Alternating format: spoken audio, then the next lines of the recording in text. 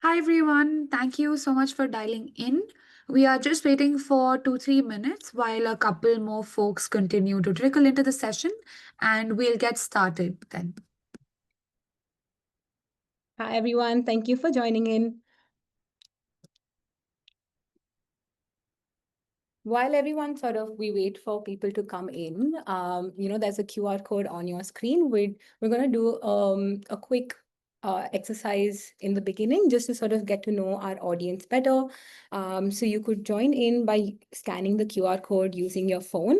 And you'd find the Menti code right up here, which you can input on your mobile phones, and we'll start it as people join in.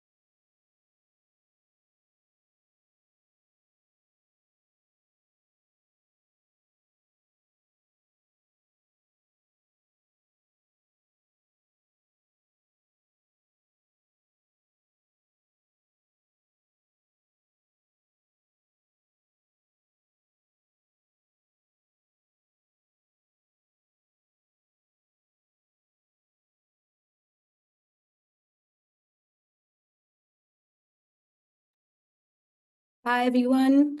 We're waiting for everyone to join in. We're going to give it another minute. But I request all of you to scan the QR code and join in the quiz here. Ideally, we're going to talk about, of course, the topic that we have today, but it also sort of gets us on a ground base that we can start this masterclass with. It's completely anonymous, so we want you to really think about what PMF means to you. And we have just a few questions so that our two speakers here today also have the understanding of who's in the room with us today. So as soon as you are in, you'll see a thumbs up on the bottom right of your screen. You can just click that so that we get to know that you're in the session as well.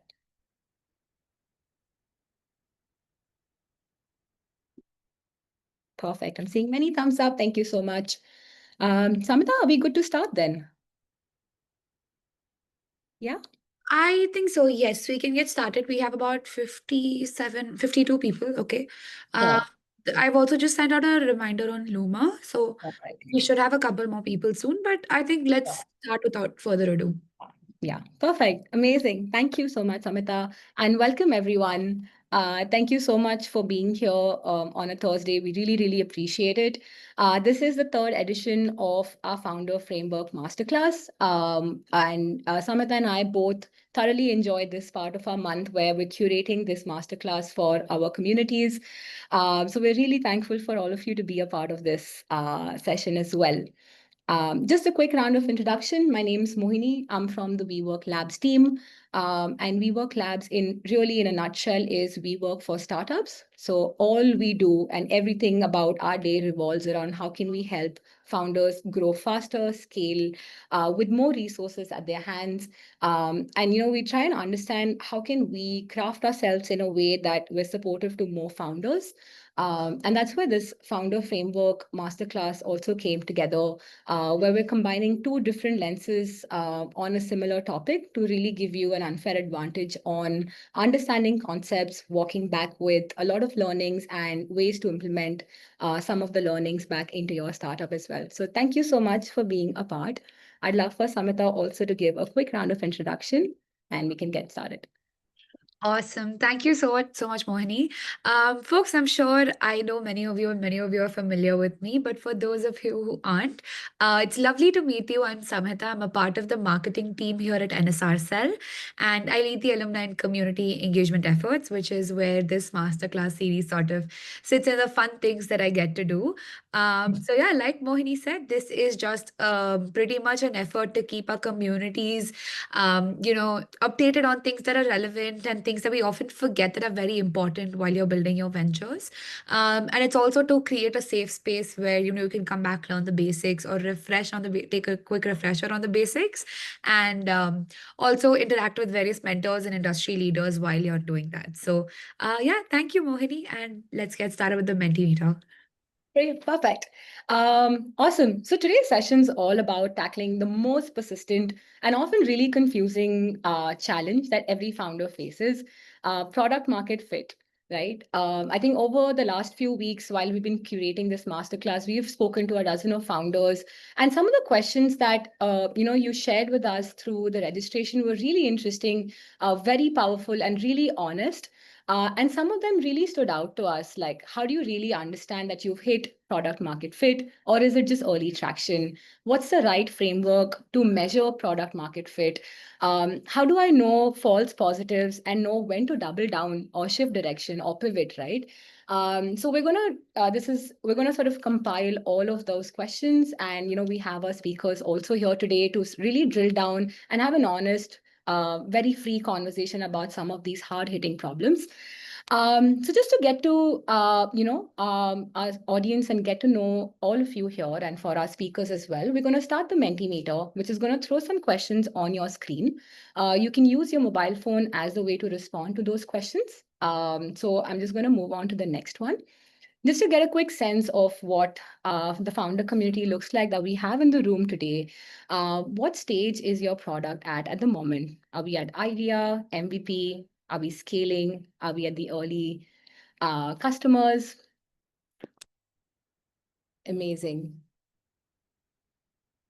Brilliant. That's quite a diverse audience that we have here today. Awesome. Thank you. Thank you all. I think most of us are in the pre-revenue stage. And I think a lot of our questions are also directed towards the early stages of a founder, and how we can start really strong as a foundation and sort of learn what are the metrics that tell us we're close to achieving product market fit. So thank you for sharing that, everyone. The next thing that I'd really like for everyone to think about in one word, what does product market fit mean to all of you? You'd see a text box as an option for you on the screen. You can fill in one message, one, two words, whatever makes you think that this is what product market fit means to me.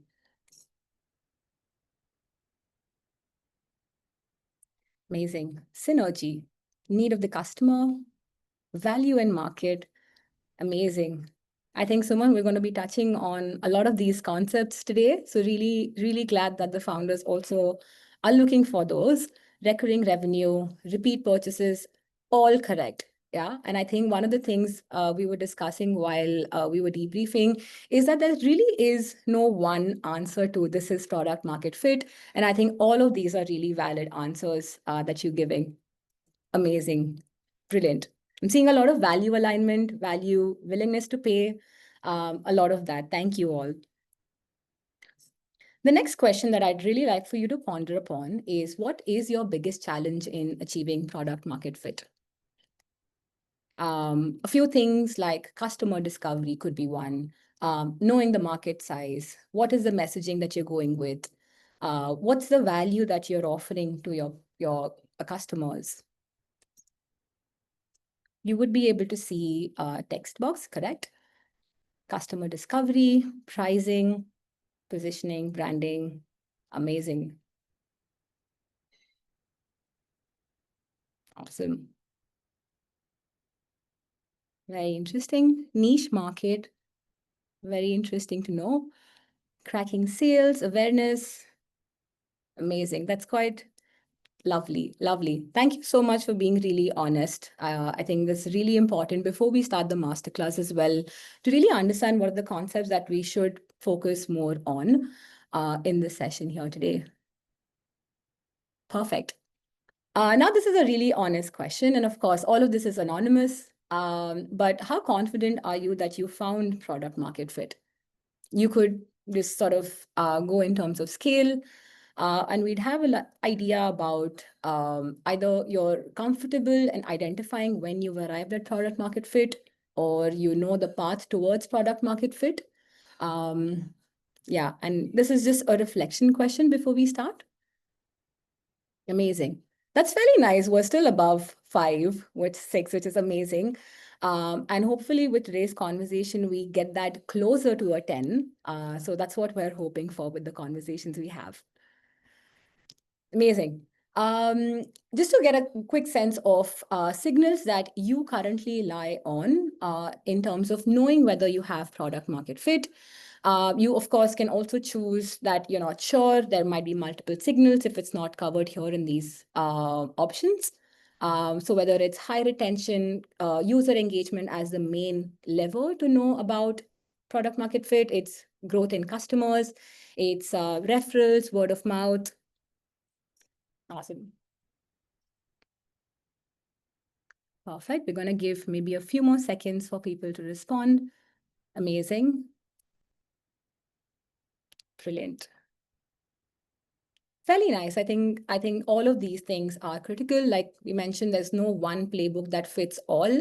So we're going to try and identify what is your signal that you should follow, whether you're a B2B, B2C customer. You're arriving at a mix of the both of business models. So we're going to dive into that as well.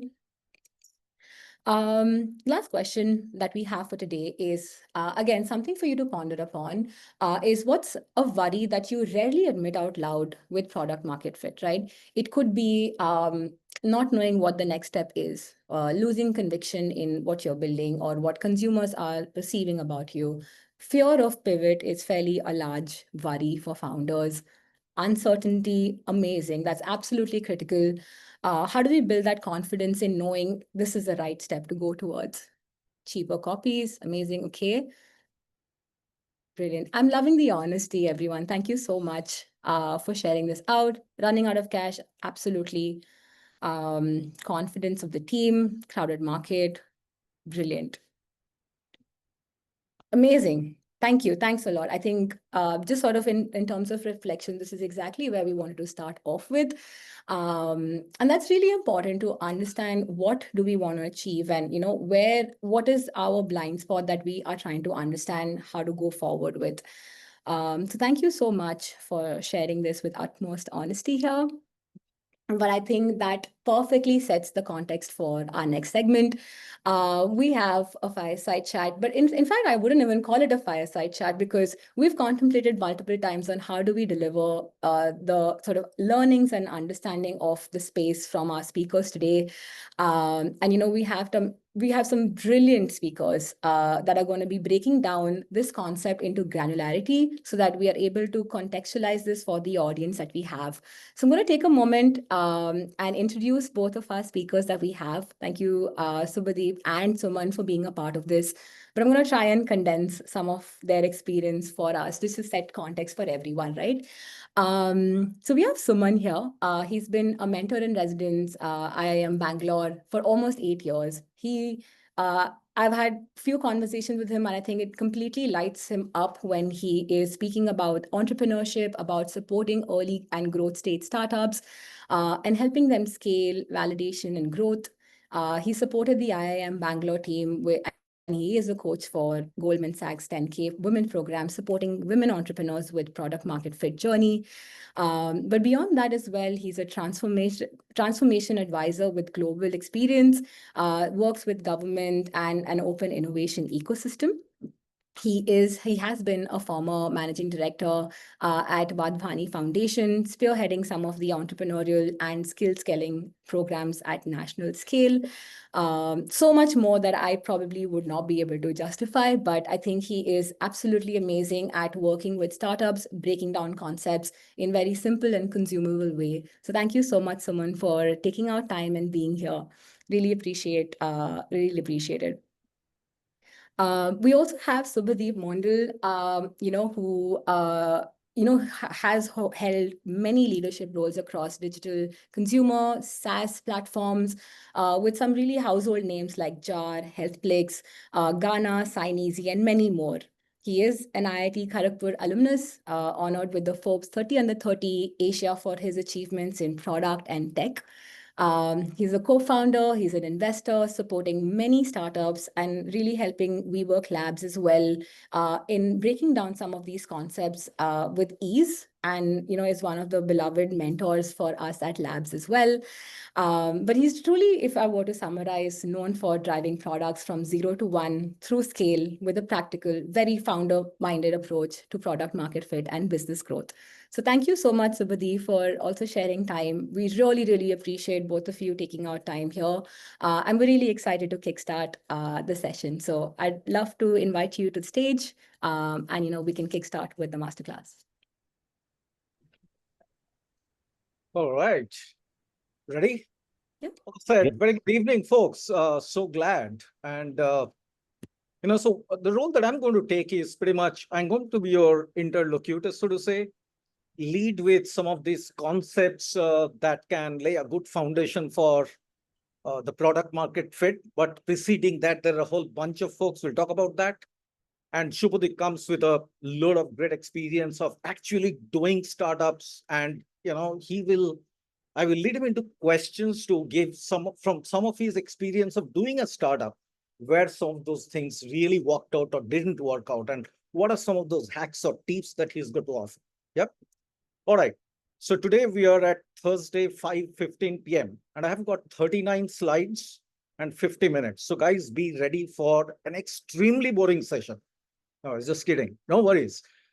Folks, what I'm going to do is I'm going to take the first 5 minutes, no more than that, use a couple of slides. That's it. After that, no more slides. We won't do a PPT fitting to your eyes at all right now. But we'll set the framing, the context in which we will talk about. We will take about 50 odd minutes. And after that, you will have ample time to figure out your questions and your perspectives. So please feel free to share your thoughts, your perspectives as well, because what I am saying, or even Shubhadeep is saying, is not necessarily the final word in it. These are perspectives. These are not answers to questions. Gone are the days when we were in school, there was one question and there is one answer. Today, there is one question, could have multiple perspectives, no answers. Yeah. So please feel free to share your perspectives. We are also going to learn from each other. At the same time, feel free to raise your questions and doubts and we'll help you on that. Yep.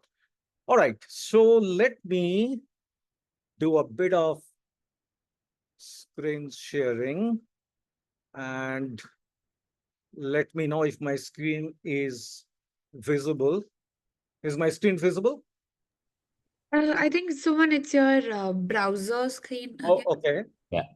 All right. Something is not right then, like before. Okay. How about it now? Yeah. Yes. All right. Okay. So folks, I'm sure most of you, if not all of you, are familiar with business model canvas. I'm not going to take anything away from that or anything add into that. But what I'm going to focus on today is that in any business, as you all know, it's all about the three things that come together: the value creation, the value delivery, and value monetization. The ideal business is happening at the trifecta, at the intersection of these 3 points. But so far as today is concerned, we are going to focus purely on the right-hand side of the canvas, which is typically the value proposition canvas plus 2 cells. We'll talk about that. And this is all about value creation. Because I believe, and I'm sure most people do, if we get the right side of the canvas right, then we have the foundation of business. This is the 101 of doing a startup. If you can make it desirable, how can you make it desirable? if it is solving a burning problem. And we'll talk about that in great details. So the question that we are answering in these 4 boxes of the right-hand side is, do clients want it? Do they really care for it? Is it desirable? The left-hand side is all about, can I make it? Is it feasible? Yeah. And the bottom part is, should we even do it? Because is it commercially viable, economically viable? So it's the intersection of desirability, feasibility, and viability that business happens. Now, my point is, when we are doing a startup at this stage, even later on, I would say the focus should be squarely on the D part of it. Because if you can make it intensely desirable, I mean, what is not feasible in today's world? We are sending people to Moon and Mars. What can we not do? What is not feasible today? I'm yet to know of anything. It's the intent that matters the most. And if I am making something intensely desirable, a client will certainly pay for it. Not something which is 10% better, 20% better, but 2x better, 5x better, 10x better. There is no client that will not pay for it, right? So therefore, the focus is squarely on the D part of it.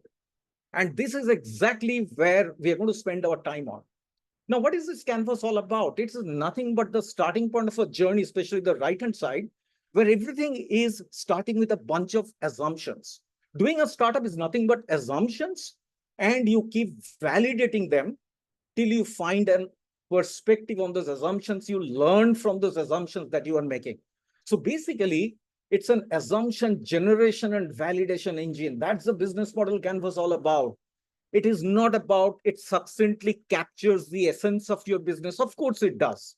But the utility of this is your modern day R&D lab. You don't need an AT&T Bell Labs. You don't need a Xerox Spark lab. You don't need a Steel Authority of India lab.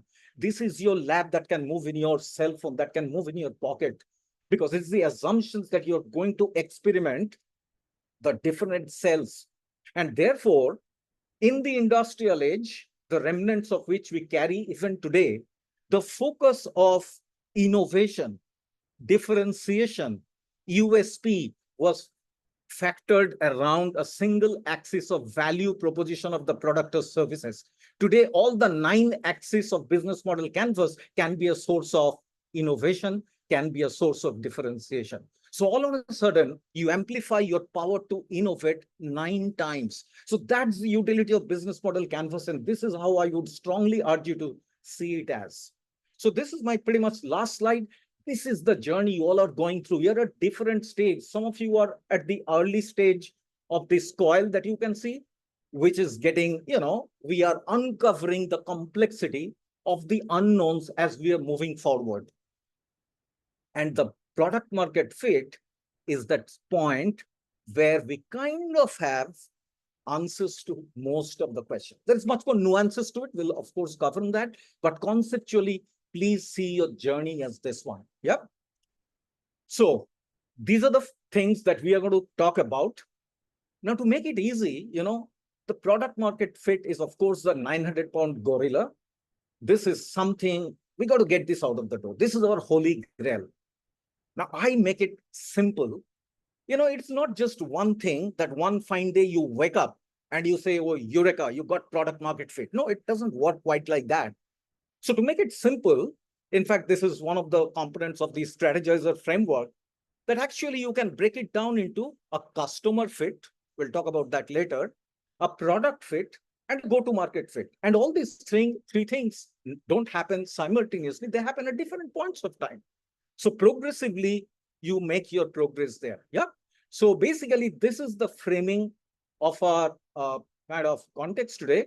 And right away, to start with, of course, we will look at the customer, this thing. But before we get into the customer space, before we talk about the problems, before we talk about the value proposition, before we talk about the customer interviews, everything, how all the dots on the canvas join to help you arrive at the product market fit.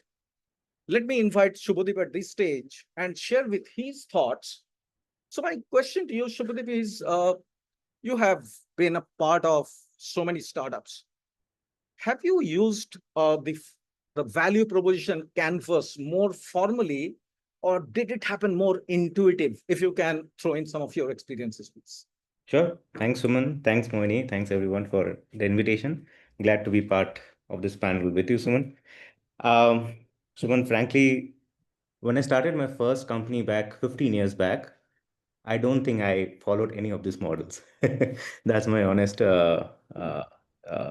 experience. I think we started with a simple idea and we thought we'll go ahead and try to solve it, right? I think, but hindsight, I think there was some framework that we used that we, if I look back and see, and VPC is definitely one of the ways we were able to identify the jobs to be done for a customer, what were the pain points from them, and how we can solve them, right? So I think uh, we didn't have a guideline per se when I started my first company, but now I think when I sort of talk to different early stage founders, I think VPC is definitely a great way to identify some of those guidelines to begin with.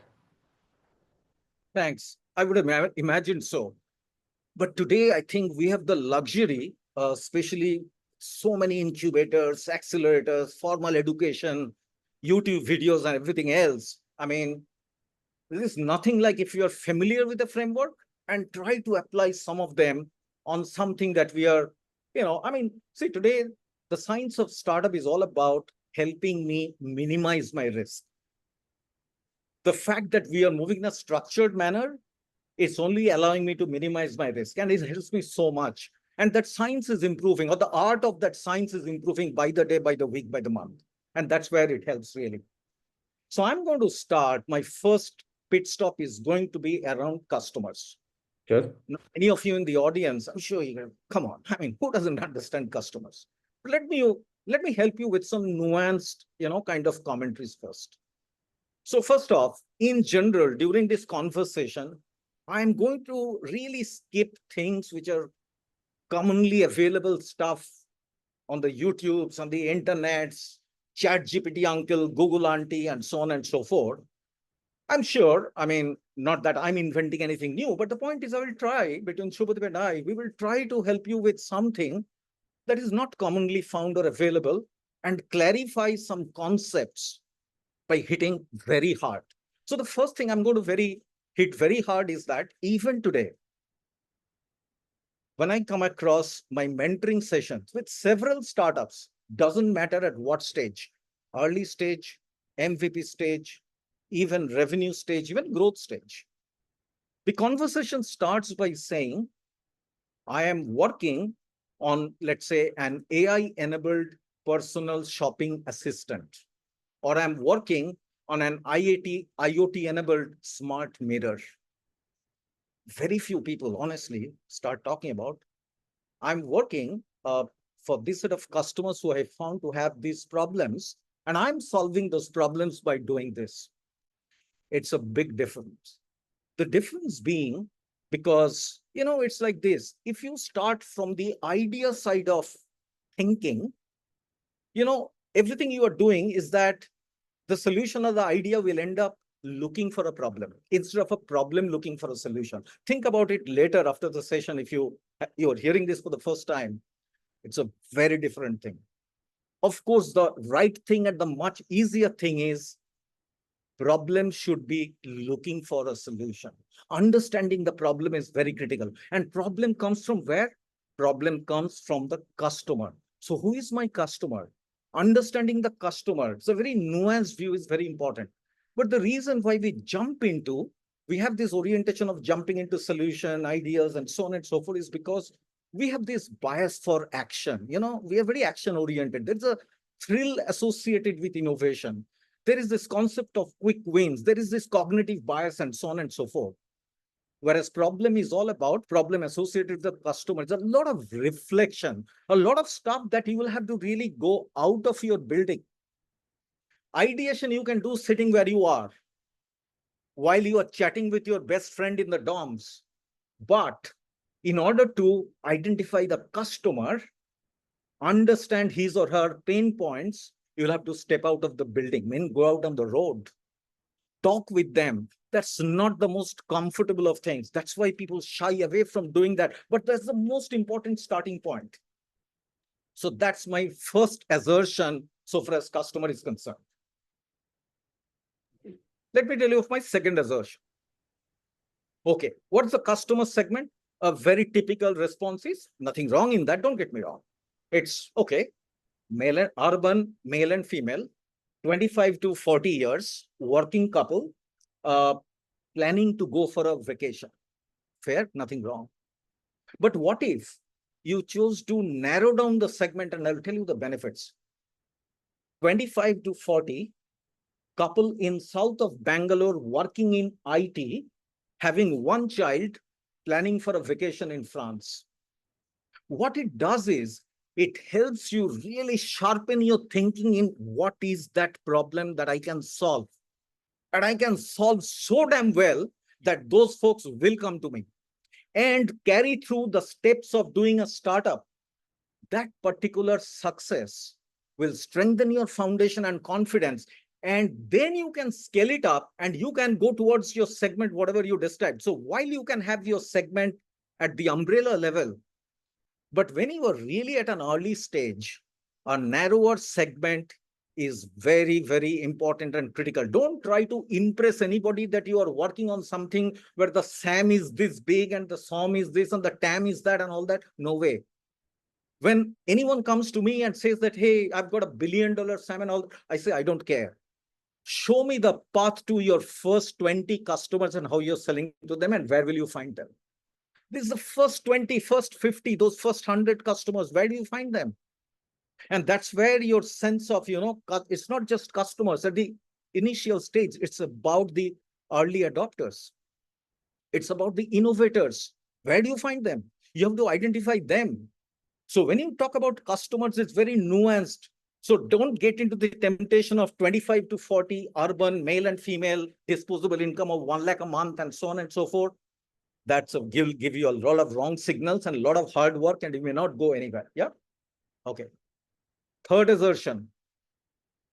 Do you have an access to the customer? For example, if you are thinking, you are very passionate about solving some healthcare problem and you're coming out with some product or services, which only a very senior physician will buy. Do you have access to a senior physician? Or you are dealing with, let's say, whatever, a space tech product. Can you ever access? Or are you saying to yourself, doesn't matter what it takes, I will make an access? I was just reading this story in Times of India 3 days back. BITS Pilani Hyderabad campus 2 college third year folks, mechanical engineering, have come out with this kamikaze drones. Kamikaze drones is all about the suicidal squad of drones which travel at 300 kilometers an hour into the territory of the enemy and they will boom blast, right? After they had done, they were desperately trying to reach out to defense. Of course, naturally, that's their customer. No, they don't know anybody in defense. So they tried to tag in a few folks on LinkedIn, some colonels and brigadier and so on and so forth, quite absolutely randomly. And one colonel from Chandigarh reached out to them and he said, hey, can you guys come over to Chandigarh and give a demo? They went ahead, gave a demo, and the rest is history. They are filled with orders. Now, that's a risk that they have taken. Absolutely. So you have to belong to a mindset, come what may, I will figure out folks in space tech. Or I have an unfair advantage. I know my uncle in space. Or I know Elon Musk of SpaceX or whatever. Yeah, you get what I mean. So access is very important. Fourth assertion. Customer segment is also a matter of pivot. Pivot doesn't mean only product pivots. For example, it's the same product. There are excellent case studies around. If you know Nestle's famous Nespresso, the coffee making machine. They were almost about to close down that product line. It was a B2B. They changed it to B2C and the rest is history. It's one of the top selling coffee making machines domestically, right? As an example. And there are many such examples like Nintendo Wii.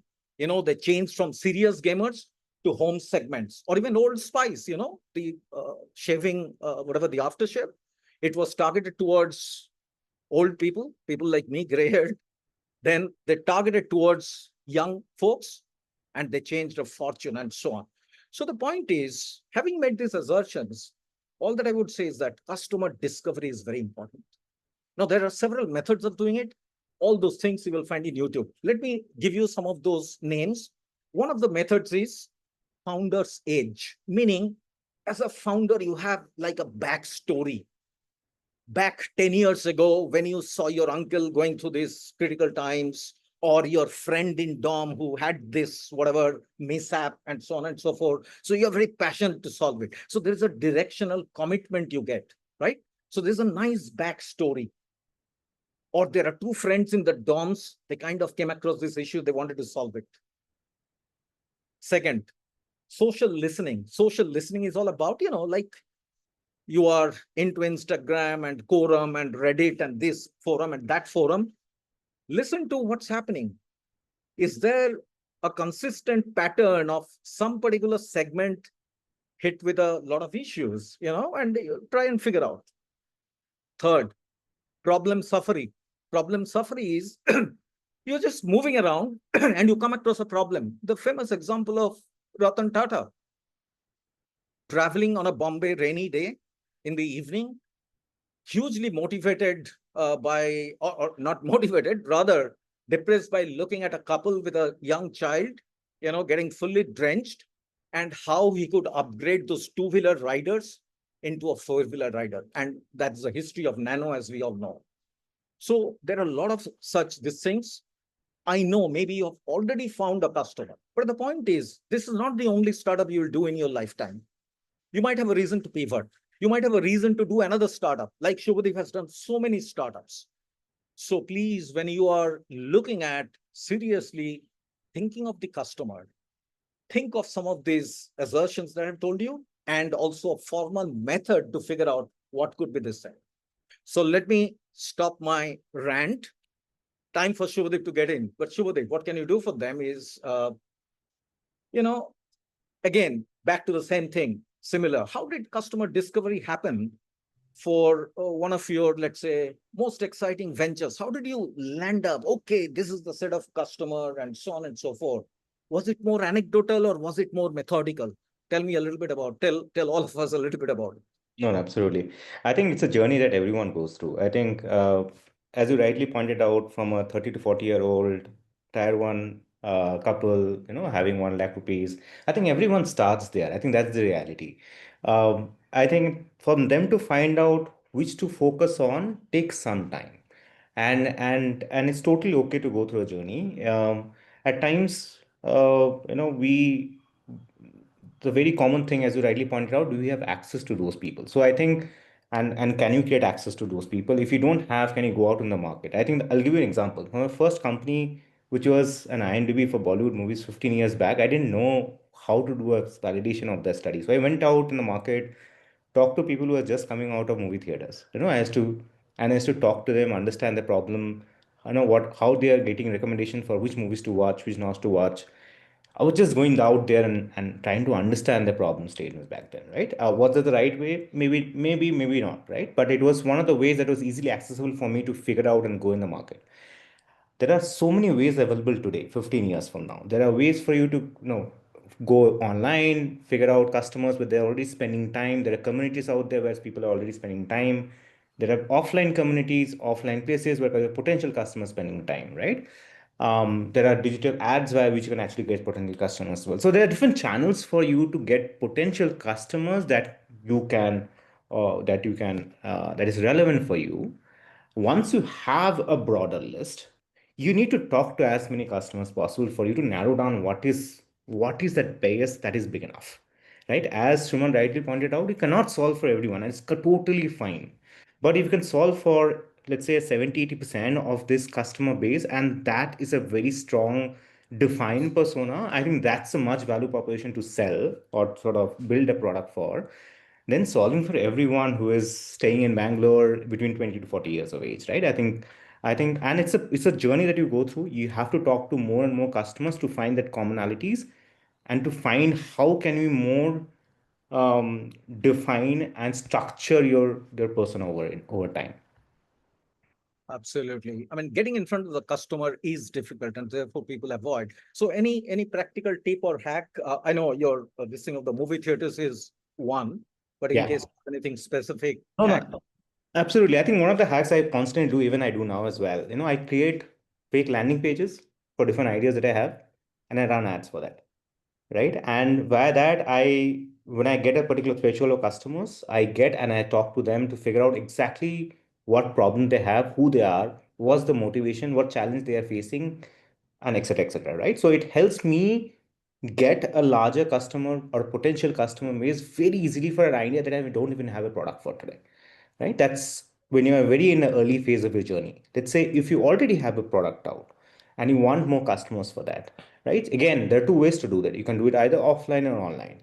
Offline can be places that your customers are spending time at, right? So for example, whether you're building a health and fitness app, so there are cult centers in Bangalore which you can go and just meet people out there, right? If you're building an app for doctors, there are, I actually built an app for doctors and for women's health.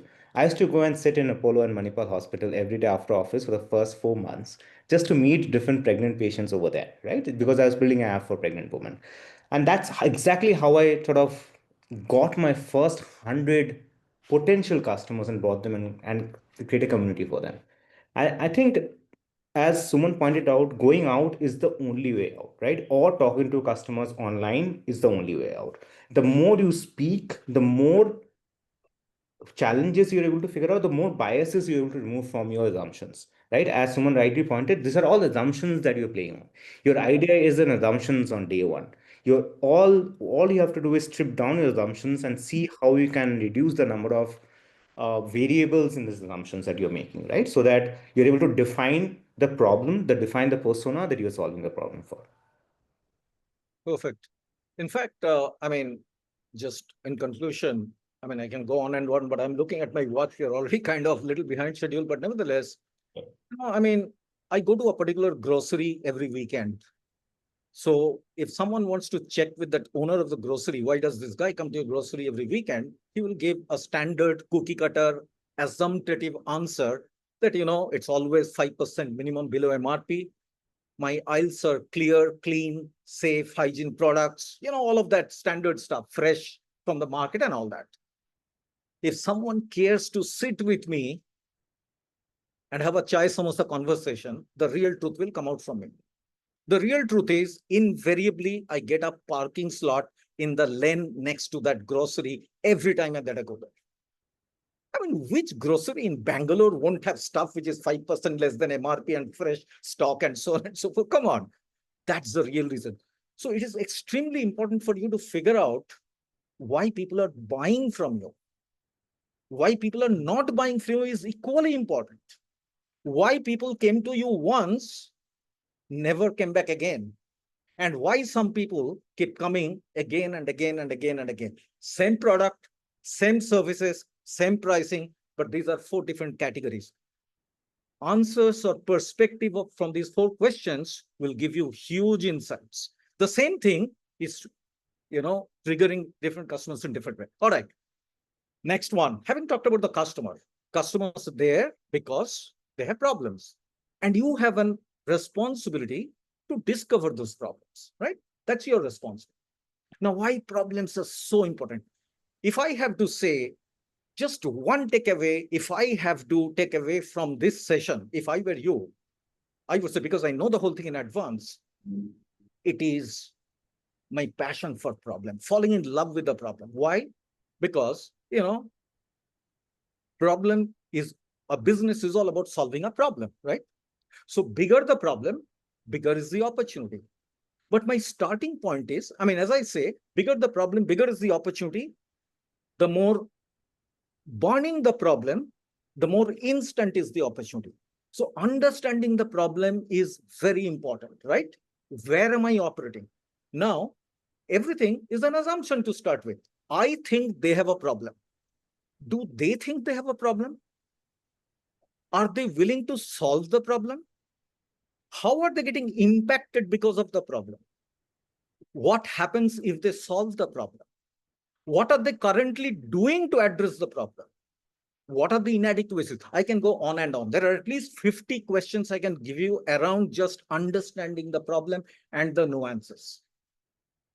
So because why it is important to get the problem right, if you get the problem wrong, you never have the hope to get your solution right. If you get the problem right, you have the hope for getting the solution right someday after some iteration, so on and so forth. It's a very nuanced statement I made, but honestly, it's a golden nugget. It's absolutely a golden nugget.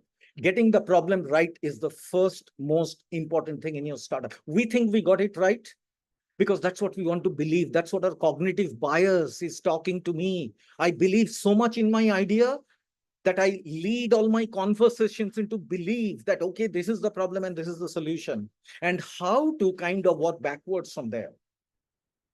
So let me talk about some of the discovery classic case studies very briefly, very quickly, because these are some of the methods that can be used. You know, a famous case study, I'm sure some of you, many of you could be familiar with it. McDonald's. These are live case studies. You can Google it up later on.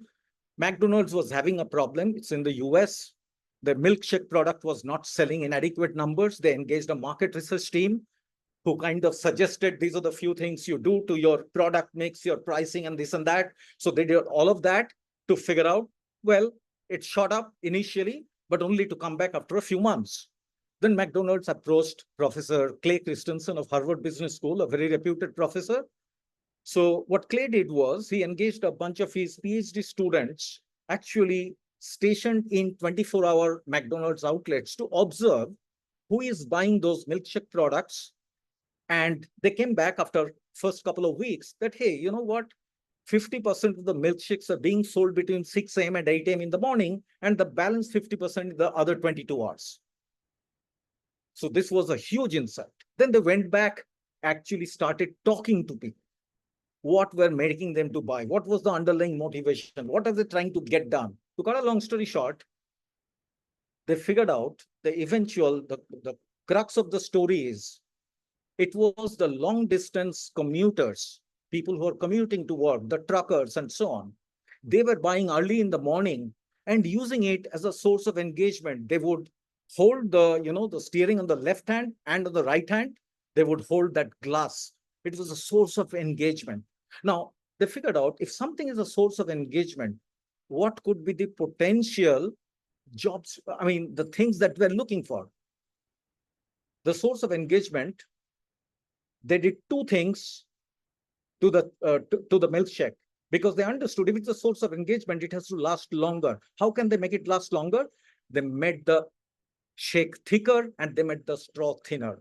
Sales went up significant times and never came back again, right?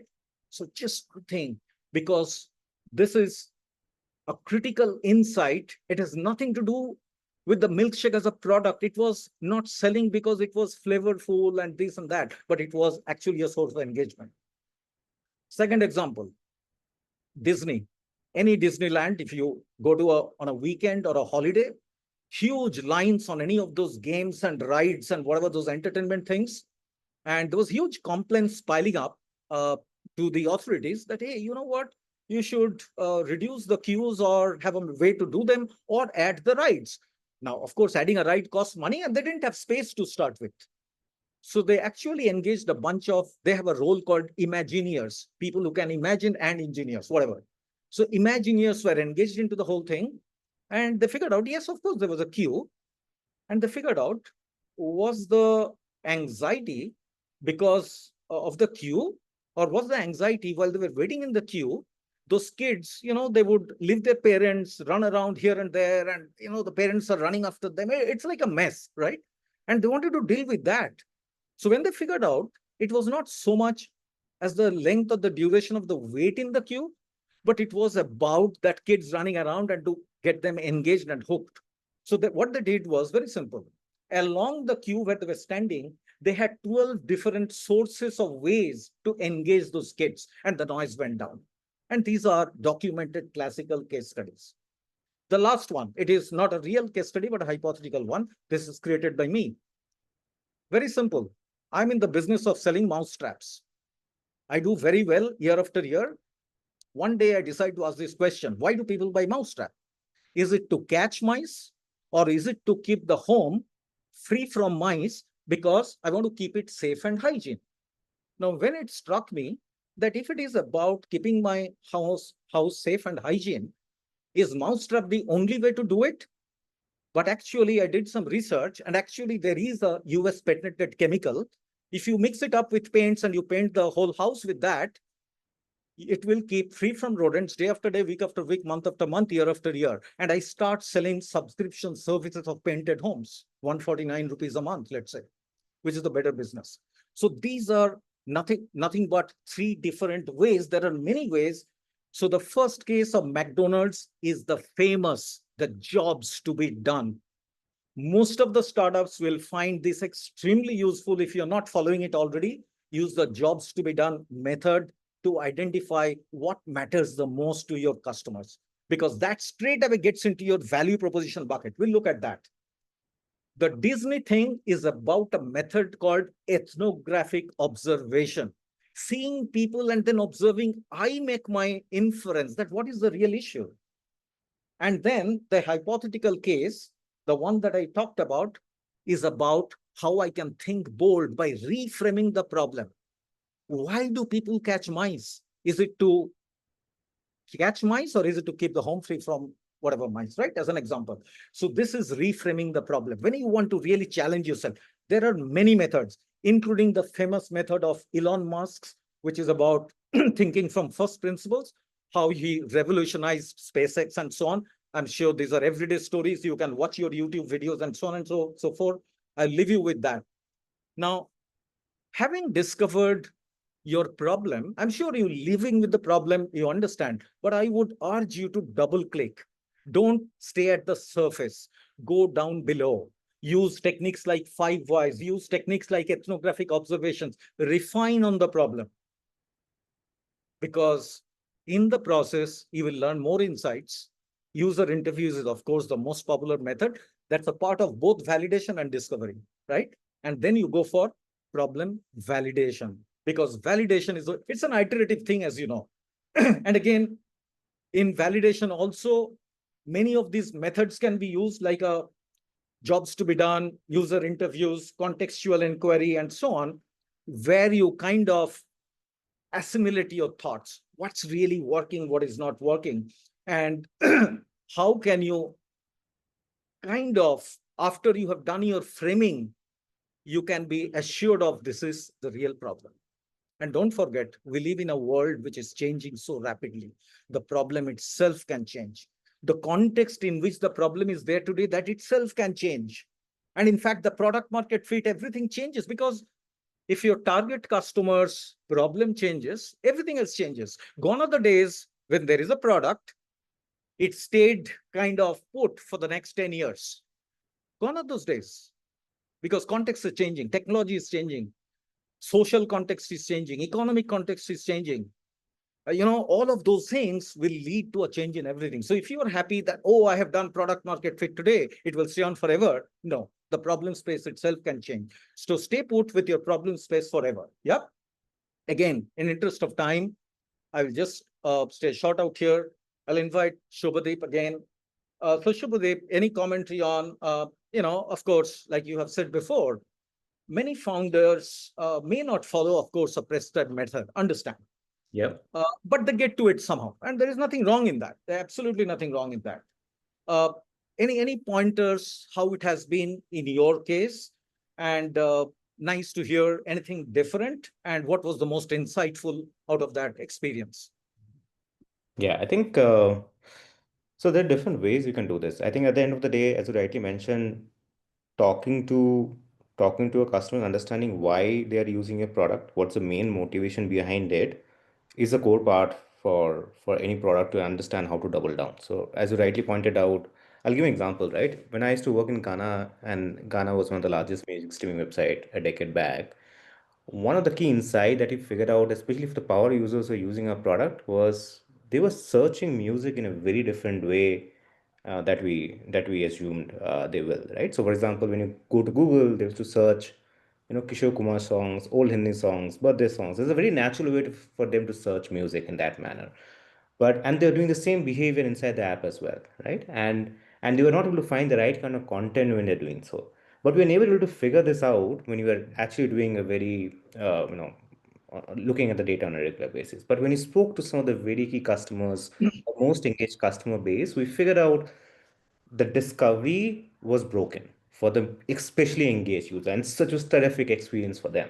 So we figure even the most engaged users were not able to use the product in a holistic manner, right? And you created ways for us to enable to make sure they're able to find the right catalog in a very in a seamless manner, at the click of the button, right? I think even though, as I rightly pointed out, Suman, we start at one place, we create a product for the first early customers, but the real problem lies way beneath. And that's where we need to sort of double click and double click and double click from time to time to figure out what's the main problem they are facing. Are they still using some alternatives? How much time are they spending to actually solve this problem today using my solution or someone else's or along with them, and see if we can actually make their life easier, better, by using your product or solution, and see if you can capture more of the solution in the same ecosystem as well, because your customers are smart, your users are smart, they are figuring out ways to solve them, right? All you need to figure out is what is the problem, right? And how painful it is, and what are they doing to solve that problem, right? In whatever way possible. The more we click on it more and more, we figure out more nuance, sort of problem statements that we can either double click and build or expand, or acquire and expand, right? Gradually.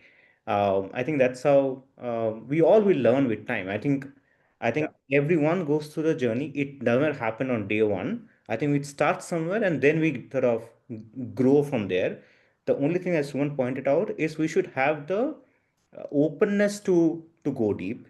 We should be very open to understand and not be have a confirmation bias that I build the best product. I think most of the time we are wrong, and we should be very open to understand and learn what can be the better solution or experience that we can build, which can delight the customers of the problems they're facing today. uh, I'll take a pause. Someone, over to you. Thank you. I think bingo, absolutely on dot.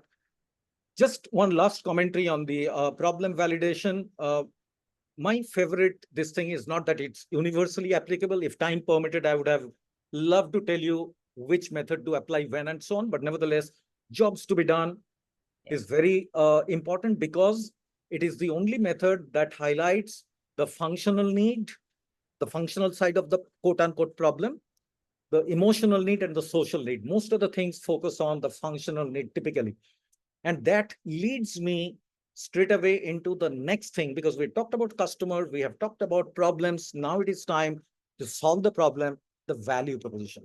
The value proposition is a natural ally of jobs to be done, because straight away you are seeing this matters the most. Even if you are using other method to discover problem, there's a dual lengths you can apply. You can also do the jobs to be done and design thinking. You can do jobs to be done and 5 whys. You can do first principle thinking and jobs to be done, and so on and so forth. Jobs to be done helps you get straight into the value proposition definition. As I get into the value proposition definition, I want to talk about a few things. You know very well how to do value proposition. I'm not going to add much value out here. However, please understand, it's a piece of innovation from you. It is something new that you are going to communicate to someone, because value proposition without communicating, without validating, it's useless. It's useless. You have to talk about it, right? Now, talking about it, you think, yeah, I mean, this is my product, my innovation. I'll talk about it. What's the big deal? Okay, let me talk about that big dealness out here. So there was an experiment done by Elizabeth Newton, a psychology PhD from Stanford, and she did this experiment. She used a tapper. Tapper is tapping on a wooden desk with her hand. The most common tune across the last few centuries, I guess, happy birthday to you. So she would keep tapping like this, happy birthday to you, happy birthday to you, and so on with the tapping. And there would be folks coming in who have to guess what she's tapping on, tapping about. Everybody would guess. At least 50 to 60% of the folks would be able to guess what she's tapping about, the happy birthday to you song. Surprise, surprise, surprise. It's only 2.5%. It's because it is not, it's called the curse of knowledge. The knowledge that I have in my head, oh, this is the problem, this is how it solves. It's not that easy to communicate. Well, the tapping thing could be a bit of an exaggeration. It's actually not an exaggeration. If you look at it, it is extremely important to be consciously aware that how clearly are we communicating our value proposition to others. Because if I have to receive feedback, I have to be extremely clear about my communication. Now, how do you do that? Of course, that's not a session we can afford from a time perspective. The point is, it's very important. How you talk about the problem first, the promise that you are, it's called 4Ps: problem, promise, the benefits that the innovation is delivering, the proof, and the payoff, the quality of life that it helps improve, and so on and so forth. So there are multiple ways, but this is very important to be clear about some of those things, right? There are many ways to do value proposition validation, the user interviews being the most common. However, and this is pre-MVP, MVP, you can do a whole bunch of things. I'm sure I'm not going to bore you to death in all that, explainer videos and all the different ways, the concierge stuff, the landing page, and like what Shubhadeep was talking about, the prototype demos and the Wizard of the Oz, all these methods are there. But I would encourage you one thing. Please plug in, if you can, in your interviews, if you are validating your value proposition, 3 simple questions. On a scale of 1 to 10, is this innovation meaningful to you? On a scale of 1 to 10, is this innovation unique to you? Imagine this might have failed. Why might it fail? You will get insights that you can't believe. See, every time we go with an assumption, this is there to succeed. And therefore, people also know, they also respond accordingly. The moment you plug in this question, imagine this fails. Why might it fail according to them? You will get some golden nuggets of wisdom that you can't this thing. And then you ask the question, what do you think are the 3 ways to make it better? We all think we are the best innovators in the world because we have given birth to that startup. No way. We could be, not necessarily. There are many folks, especially the users, who have been facing the problem. And that's why I said, the most common thing is the founder sage. If you yourself have been facing the problem and you're trying to solve it, you're in a good position. But more often than not, I see that it had not much to do with the founders themselves sensing the problem, but they saw it as an opportunity, or whatever be the reason, doesn't matter. So the point is, you'll get insights from people who are in the middle of it. Great insights. Don't forget that. The last assertion I would make, and this is a part of value proposition validation, and this is a deviation I'm taking from the standard model, because at this stage, a value proposition without the value, without the price is useless. Are they willing to pay? Are they willing to pay enough? If these 2 questions are not asked, then what's the point? It might be, oh, it's a great value proposition, it's a great problem it will solve. Will you pay 40 rupees every day? I have to think about it. I have to take mom's permission, spouse's approval, and so on and so forth. All stories will start. Are you willing to pay, and are you willing to pay enough? If this is something not tested at the value proposition validation stage, then we are failing. There are not many ways to successfully test willingness to pay. However, I will give you one way which I came across. It's called a Van Wosten, doesn't matter of the bombastic name. It's very simple. Give them 4 statements. Give them first, at what price point you will feel that this product is appearing very expensive, you won't even buy. Let them spell it out. What is the price? Second, at what price point you would feel that this is so bad quality that you won't even consider to buy. Third, at what price point it appears to start getting expensive, you'll have to give it some thought. And fourth, at what price point you would start thinking it's a bargain. Once you get an insight into some of these things, you'll be able to figure out what's a good willingness to pay and whether they are going to pay enough, and so on and so forth. It's extremely important. Whichever is the method, you would be smart enough even to go a method even beyond that, do it. So my assertion is, therefore, you can do smoke test, like A/B testing, and so on and so forth, multiple ways. Again, in interest of time, I'll leave it here. Quick insight, Shubhadeep, from you. Any MVP that has been close to your heart, What was the method you used to validate them? Any number of iterations? Give us a sense, any guidance for the audience. Sure. I think I don't have a number of iterations. So I think I'll give an example. So I'll give an example of my own company. So I started a company which was like a com content community platform for women going the journey of pregnancy and fertility. We were not parents, my co-founder and I, so we didn't understand the problem enough. We thought we need to understand it better for us to figure out who is the customers, what's the exact problem, as you rightly pointed out. So we used to go and meet every, it was very weird, but we used to go and sit in, in front of gynecology chambers for almost 3 4 months in Apollo, Manipal, Cloud9. Used to do that. And we used to bring almost 1,000 mothers together, and we connected them on a WhatsApp group and let it run for almost 5.5 6 months. And that 1,000 group became 10,000 over a period in time because they used to invite a lot many other people. And we used to just observe. There was no MVP. Our MVP was WhatsApp group. The opportunity here was to just to observe and figure out, as he rightly pointed out, is to see what they are asking, what are the current problems they're trying to ask and trying to solve with by each other. Are the current platforms not able to solve them, right? And how much are they?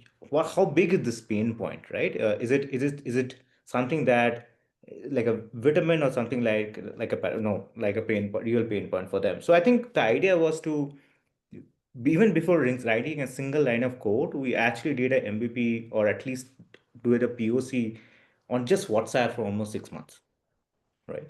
And that's one way I figure out is always to figure out how can you do this in a much cheaper, faster way for you, and it can be done faster as well. We did it for 6 months. I'm saying you need to figure out how to do this in a much faster way. Writing a line of code is the easiest way to solve a problem, but you may be heading in the wrong direction, as someone is pointing out. So you need to figure out the problem first. Is it a big enough problem? And the way I usually define this is in a manner is I look at three factors. I look at pain, frequency, and urgency. So the way I define it is it a big enough problem for a user? How frequently is it happening? And how urgent is the problem for the user? If either of these problem checks doesn't check out, it's difficult for you to build a solution that is sticky enough, that's needed in the product today. You need to go deep in each one of them to figure out, is it a very painful problem that's happening on them in a regular frequency and something that need to be solved today, right? If you can able to identify some of this directional sense in a MVP, I think that's what will help you at least go in the right direction. On a more lighter note, till today, I haven't heard of a more shameless founder, a guy sitting in the gynae's chamber and doing whatever he was doing. Anyways, now exactly that's the kind of shamelessness we have to be. All right. So organizers will take the next 5 to 6 minutes, then we'll open it for questions. Now it is segue to move quickly into customer interviews, but no, I'm going to just make 2 quick assertions, then move on to the last section, which is your product market fit. See, customer interviews, of course, it helps you validate your hypothesis and all of that, get the insights and all that. But what is most important? I'll make 2 points. First is, please do not go with a mindset to validate your stuff. You're going to learn. See, if you have an idea and you are engaging with the customers, it's a human tendency, natural tendency, nothing wrong. It will happen to me as well. To prove that I am right. To avoid that is very important. Avoid the temptation. Everyone wants that I'm right, I'm God's gift to mankind. No, I'm not. I'm here to learn from you. And only then I will be able to give a better shape to my startup. I want success for my startup. I don't want to fulfill my ego at that point of time, right? So you will validate, but you will not learn. So that's the first point. Second, I would caution you, if you can, please do the interview in pairs. Why? Because it's very important. You have to intently listen. If you are busy thinking about what the next question you will ask, and at the same time, you're not listening, because when the interview is happening, you have to intently watch 4 things. Because people are saying something. At the same time, they're expressing their emotions. You have to capture the feelings. At the same time, their beliefs are coming out, what they believe in. And also, you'll figure out what they're doing something not at that point of time, and the context of something that, all these things are happening. So you have to capture the say, the do, the belief, and feel. Unless there is a, in pairs, these kind of things are done. It's very serious, actually. In fact, Shobhdi just now said, if you noticed, two of them actually sat through in those Chinese chambers, right? As an example. So I would kind of quickly skip to the last section, which is the product market fit, and then open it up for questions. And let's do it from the questions, whatever this thing. So, why product market fit is important, everybody understands on this forum, because this stage onwards, either you're doubling down, on your effort, your investment, the money, the energy, and all of that to scale up, or you are making a pivot or doing whatever, or just killing the whole thing with yourself, right? So this is what you're doing. Now, the point is, very often we see it as a finishing line. It is not. It's like a phase transition, like in physics, right? I mean, the system starts very differently. You can feel it. And it's not one day. And I'm sure Shubhadeep can give from his experience. It's never one day. And in any case, as I have said, it's not product market fit. It can be seen as a customer fit, evidence that the customer cares for the problem that you are solving, a product fit, evidence that the customer feels that your value proposition is truly creating value, and then go to market fit. Go to market fit is all about that you can reach out to customers, and that mechanism is working, that algorithm is working. When I say algorithm, not necessarily software, your method is working, and you're able to retain them. Now, there are different numbers associated with, we can talk about that. I'm not getting into those, what are those metrics and all that. Many people are, let's take them in the Q&A. Just one thing I would tell you is that, while all these numbers of growth and retention and NPS, Net Promoter Score, and the disappointment metric, all are very important. But as I said somewhere in the earlier part of the conversation, that you have to really, this is the point, or this is the space of product market fit, which can happen over a period of weeks, where you have to assimilate all those nuggets of wisdom that you have acquired. For example, why are people buying my product? Not the usual assumption because I give value for money. Not the usual assumption that my service reps are great. Not the usual this thing that, whatever, it's the best innovation money can buy. It's a real reason. Like I go to that grocery because of that parking slot I get, those nuanced reasons. And those other three questions that I talked about. Once you have gotten all these insights, this is the time to really put your heads together. And in today's time, there can't be a better time to assimilate all these things. We talk about data and technology and AI and machine learning. Make sense out of those data, whether it is machines or human beings, out of comments and this thing doesn't matter. Make sense out of those data and you're ready to go. So last question, quickly, comment from Shubhadeep. Did you realize one fine day ever that you achieved a product market fit? You want to talk about quickly about one of your experience, then we'll open it for questions. Sure, Suman. As you rightly pointed out, there's no one event. It's a series of signals that we all go through. And some of the signals I think you guys already pointed out in terms of whether it's a growth in customers, increase in NPS scores, whether it's your CAC going down with time, your retention curve flattening out. You're able to see a lot more inbound motion, coming in for your customers or leads. There are different ways you can actually see, whether we are going towards a PMF side, right? It's not a single event. I think and it varies from B2C to B2B players, but I think largely your customer retention, as you rightly pointed out, is the main metrics for you. And revenue retention is the second metric that we look at, right? These are two things which will be largely indicator that are people liking your product, spending a lot more time, they're coming back and spending more time because they're actually able to solve a real pain point that they're going through on a regular frequency of time, and they are paying for it, and they're paying repeatedly for that particular service or product, right? If you're able to figure out this particular nuances, which is user retention and the customer retention, and able to see these lines flattening out with your CAC going down over a period in time in the last few quarters, I think that's a great indication for you. I think these are all nuanced question in terms of whether the B2C, B2B play, what kind of sector it is. but an indication of high retention for both customers and users creates a great indicator that you're in the right direction. Right. Mohini, Samita, it's your time now. Please help us with the questions around which we can share our thoughts. We are ready. Awesome. I think we've asked a few founders to raise their hands as well.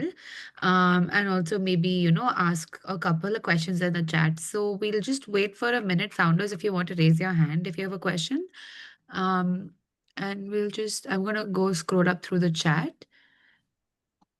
Rima has asked in the beginning, as customer loyalty keeps changing, product market fit continues to evolve. This puts pressure on businesses, especially when they may not always have the capital needed to adapt to those changes.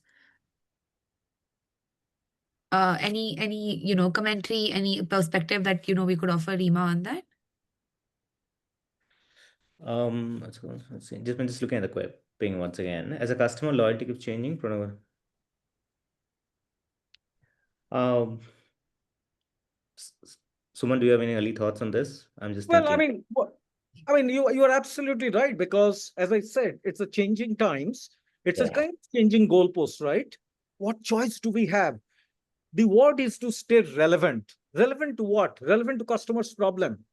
If the customer's problem changes because of the context, because of the technology, because of the societal conditions, because of the economic conditions, and your whatever, once you have achieved product market fit 2 years back, and you are unable to do that for want of capital or whatever reasons, capital may not be the only reason, what choice do we have is the question.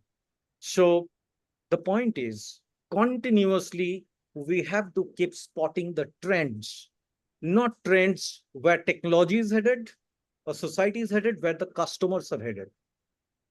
And only when we are able to do that, it should not appear to us at the end of 2 year period that, oh, wow, Eureka, this have all changed. No, I'm continuing to work on it. And if I continue to work on it through myself and my other co-founders and my people who are working along with me, I note those signals. I am ready. I'm not going to burn everything. Hopefully, depends on your context of first, which I don't know. It may be true that you have to discard a completely product line and all that, but that again brings us to the concept of today's doing a startup. You don't own assets and property.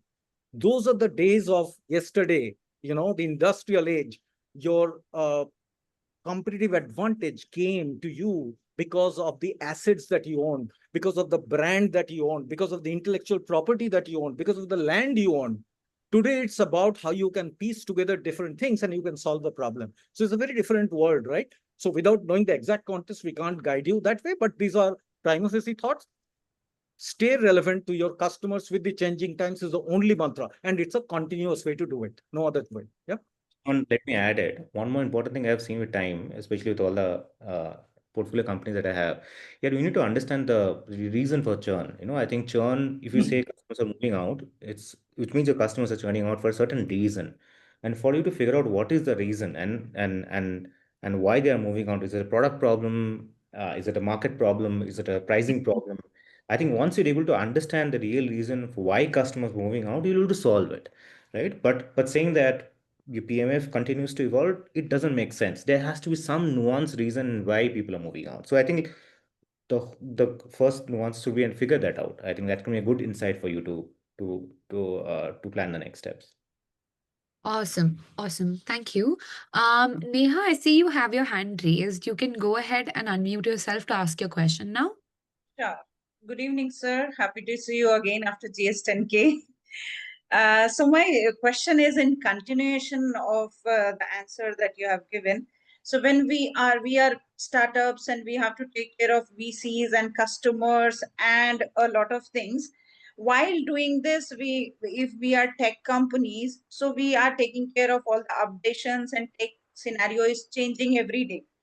So, is there any critical points that you would suggest that we must take care of while pivoting, while updating our technology? What would you suggest? Like, where is the comma or full stop, or where should we step back and think about it?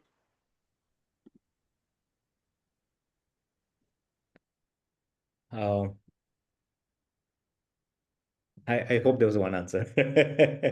Yeah, I think yeah, at the end of the day, I'll figure out with time that investors will come and go. I think your customers will not. So I think if you are able to keep your customers close, able to build the right product, right solution for them, I think your customers is gonna sort of power your entire entire company runway, etc. I think if you can just do one thing on one thing right, which is irrespective of what cost investors you have or not have, is just build for the right set of customers, build it well, expand your offering for your customer base, and see if you can increase your TAM with time as well. I think everything else will be taken care of.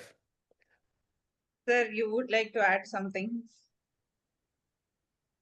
Well, I mean, it's a long answer, but it's a short one. I will make it very short. See, there are multiple angles to it, why these changes are happening, and your particular venture is more likely to be what impacted because of what lever. Is it the geopolitical lever, the economic lever, the environmental lever, the social lever, technology lever, legal lever, regulatory lever? Keep your eyes on that lever, a very close watch. You should not and must not get to a situation and discover 2 years and 3 years from now that, oh man, the world has changed. You've been spotting all this while and you are taking those corrective steps, kind of Right. continuously, at least in your mind. And it's all about piecing them together. It doesn't have to be an expensive affair at the end of the day. See, it becomes more expensive in our mind. It's about our mental model. It's about how we use those mind filters to interpret the world. See, how many things don't happen in the world for lack of knowledge versus how many things don't happen because of lack of intent. The minute we are faced with the wall, then we say, oh man, we can't do it. And then all the VCs and the money and all the other factors kind of we impose upon us. So we can potentially avoid that. I know it's easier said than done, but you can watch your potential levers that is giving you these triggers to keep an continuous eye on. Sure. Thank you so much, sir. Let's move on. Thanks. Sorry. Thank you. Thank you, Neha. I'm just going to, awesome. So we'll just pick up a few questions because there are quite a few questions in the chat section. So we're just going to oscillate between these two to also respect the fact that our founders have taken the time. Okay, Dheeraj Chaudhary has asked in the chat, why did a B2C product like Saregama Caravan work? How should I go about it if I'm building a product like that today? Sure, I think I'll take up that answer. I think here, I think they are able to identify a very particular use case, who are they building this for, right? I think uh, as Suman rightly pointed out, if you're able to identify the TG here is not people like you and me, but our parents, right? And 20 years back when they used to listen to music, they used to listen in radios, over a period in time. And today, the radios has gone away with all digital online music coming to play. I think Saregama captured a very particular TG who just lost the way they used to listen to music 10, 20 years back. They were sort of rebuilding the entire music experience for them in a manner which is new age for them, right? I think to answer your question, how will you build a product, similar product today? It's just identify what TG are you building this for. Are you building for a Gen Z kind of audience, the new kids, the old age folks? So what is the TG that you're building for? And you need to define what clicks for them, right? And for that you need to go and talk to them, understand what motivations they have, what problems they're facing, and try to sort of build experiences for them in that manner. Fair, absolutely fair. Thank you so much, Shubhadeep. So that's a question from Pranav quite early on in the session, actually. So just wanted to go back to that. Pranav has said, say he narrows down to a segment like IIT JEE teachers, which is a subset of Indian test prep or STEM education. Should he be refusing to serve other segments, and how specific should one get? Also, when catering to one segment, sometimes the product will not generalize to another. Say an IIT JEE product won't work for other exams. So how does one evaluate if they haven't gone too specific or too generic? Sure, I'll take it up as well. The alarm should answer. I don't even qualify to answer. Sir, so I'll tell you this here. I think you need to, well, defining the TG for you, I think you need to select a TG that is large enough. You should not select a very niche product, right? I think the learning that I had with time is select a market that's big enough. So if IIT JEE test preparation, among all the test preparation market, if IIT is a large enough, let's say if millions of people give that every month, every year, compared to, let's say, AIMS or something else, you should select the larger problem market, right? I think it allows you to experiment a little bit. It allows you to be wrong and still be able to come up with more products and able to serve their particular customers. If you select a very niche audience, right, like I did with initially with my company as well, it becomes difficult for you to expand, right? So select a large TAM right in the beginning, which captures a decent portion of the entire market. Not It may not be the entire market, but a significant pie of the market.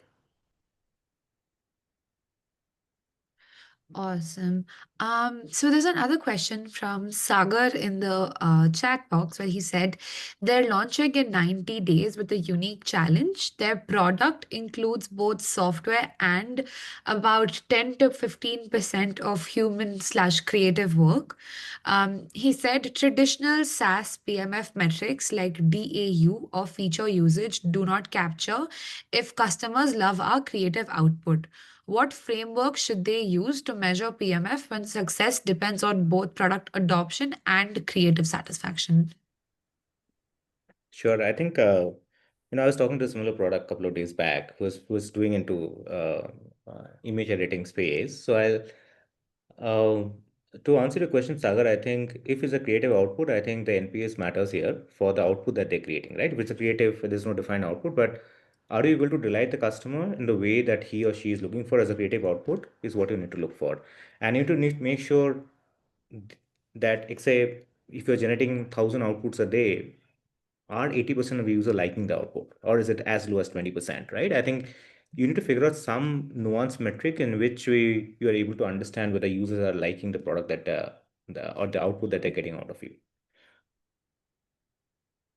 Alrighty. Folks, I'm going to move on to the next question in the chat box, but really quickly because I know a few of you are dropping off the call. If you could take a minute to just fill out the feedback, so we have a fair understanding of the numbers and we can help curate better sessions going forward. Quickly going back to the questions. So, awesome. There's a question from Anirban. Anirban has asked, what about thoughts on understanding that a customer is going to encounter a problem on which they could start working on now so that when the problem does take place, they already have the solution to to have a huge competitive advantage? Um, I think it's a nuanced question. Maybe anyone, if you can just ping me and give me more details, It's happy to chat on this. it is a bit of a vague question, Sure. and it's tough to say without more detail. Yeah, better to have questions, something that you have experienced rather than something which is more academic and hypothetical. If you have something, maybe you share that. With that nuance, that will be easier. Yeah. Thank you. So I think I see a couple of questions. Hold on. But there's one from Divyani. Divyani has asked, how does she validate a PMF for a solution that takes time to show results? For example, something in the health space. Sure. Um, so I think I'll give an example. So if you need to figure out, so let's say, for example, weight loss as a any platform they're building for weight loss. Weight loss takes time, right? But there are indicators that you can build which will make people feel good towards that particular journey. For example, uh, whether a weekly check-in or bi-weekly checking about how he or she is feeling in terms of about the entire journey, whether the program or plan that you have suggested to him, are they following or adhering to it, in terms of if you're able to get some indicators that people are liking your product or suggestions, or they are able to retain to whatever suggestions you have, will at least give you indications that product people are adhering to it, right? People are engaging with your plan of action, right? Which at least gives at least a leading indicator that people are engaging with you, right? The outcome maybe something in the future. For example, I give you a similar example. Let's say if you the first thing when you want to do a weight loss, you actually hire a coach, right? But the coach will not be able to show impact on day one. not even able to do impact in the first few weeks as well, right? But unless you are able to make certain habit changes along whatever the course has suggested, and the course keeps you checking on a regular period of time, you will not be able to see the output maybe 1 or 2 months from now. So I think do that checking with the customers on a regular period in time, which will allow you to understand whether the customers are going to stay with you even the output is delayed. Okay, I think we have time for one last question. I'm just looking really quickly through the chat. Yeah, I think see one, yes. Parag has asked your thoughts on the role of distribution in PMF, especially for raising awareness for a solution that is creating a new market. But this again is a tiny bit vague, so if we'd like to maybe connect with Parag for a bit more detail, we could do that. Yeah. Is there anyone who'd asked? We can take one last question. Okay, Reena, I think her hand's raised. Reena, I think you wanted to ask a question. Do you want to go ahead and maybe unmute? If you could raise your hand, we'll try and unmute you. Yeah, okay. There. We have just Yeah, try and keep in mind. Suman, sir, I'll say Yeah. quickly. Sir, I have a natural dyed clothing line called Repeat. In fact, for my final pitch, you had judged me and you had passed me. This was 2 years ago. And my journey was such that initially I sold very well and my sale really dipped very badly. And during that time, I did one more presentation, pitch presentation at NSRCEL, and everybody said that I look lost, everything is scattered, and I was in a bad space. Then I did send out a research. I just sent out questionnaire to 20 people to understand why they are not coming back.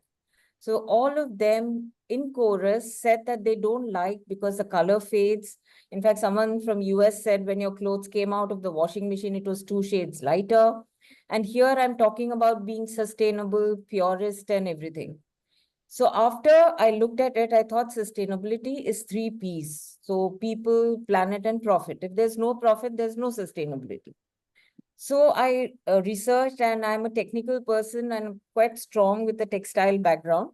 So I decided that, okay, I will buy chemical dyed products, which they can wash, but use organic cotton and chemicals dyeing to be done from factories who have effluent treatment plants. Now this started, and again, Can you give me the I question, tried. please? Just give me the question. Yeah, so then I tried selling, and within a month, which was last month, I did pretty well offline. Online, nobody touched us. But now I'm at a stage where I realize that I'm being a scientist one after the other. Right now, the customer needs is they don't want to iron their clothes. Earlier, they didn't want to wash them separately. Today, they don't want to iron. So now I don't want to use polyester because I'm sustainable. So then how long do I keep being a scientist and not earn? Okay. And if I do Sure. pivot, I get it. I get it. So first off, the fact that you have been trying to reach to your customers and understand the changing trends, like they don't want to wash together and this and that, all those nuances is very good. In the little brief, whatever last 2 minutes you said, one of the things that you might consider changing is that instead of depending upon surveys and responding to a survey, please speak with them, because the real insights, the anecdotes, the stories come out. You're not looking at data. You want to look at anecdotes, yeah, stories, really what's happening. So that's number two. And number three, to be a startup, you have to solve a problem. It does not mean you have to be the maker of that solution. The maker of the solution can be anybody else. Like, for example, you always have that because you have a scientific background, you naturally would take pride that if the same thing can be made by me as well as fulfilled by me, that's the ideal combination. But now you are wearing a startup hat. Nothing like you wanted to wear a scientist hat too. But in the fast changing world, as we said, that it will be so fast, you may not have a choice but to actually drop your scientific hat if you want to be relevant, and you have to provide the solution. You don't have to necessarily make the solution. You have to provide the solution. And I'm sure there are solutions available in the world. You have to fulfill the requirements, the changing requirements of the client. Look at it that way. So that could be a third way of looking at it. There could be multiple other ways to look at it. I'm sure it'll have to be an extended session. But nevertheless, with that, I think we are more than on the hour. But thank you. Thanks, folks. Been a lovely audience. Thanks, everybody, and Shubhadev. Awesome. So with that, I hope Reena that was helpful, and Thank you. thank you. So I think we'd just like to take a quick minute to thank everybody. And I'd like to begin with, of course, the speakers, because without the two of you, this session would not have been possible. I think in the last hour and a half, our founders have been extremely engaged. I think honestly, this was one of the first sessions where I saw founders agreeing with a lot of points in the comments. Usually, until the Q&A section or until the Q&A portion, we only see questions in the chat. But here, I saw founders really putting their insights or agreeing with your insights actively. And I don't think that could have happened without the sort of insight that both Suman and Subhadeep, both of you brought to the table. So thank you so much for taking out the time to do this and helping our founders out. I hope this is the first of many sessions that we do together. And to the audience, thank you so much for sticking around till the end. I hope this was helpful. And I also hope we get to see you in the 4th episode at the end of next month. So Amazing. when Thank you. 39 slides is over, I can now sign off. Thank you so much. Thank you, Suman. Thank Bye. you, Subhadeep. Bye. And thank you, everyone, for being a part of this. Bye. Thank you. Sure.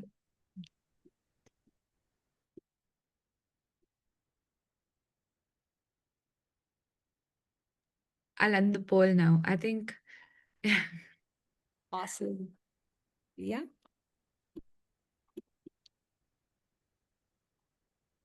Brilliant. Awesome. Thank you, Samita. Speak to you soon. Bye-bye. Thanks, everyone. Thank you. Bye. Good evening.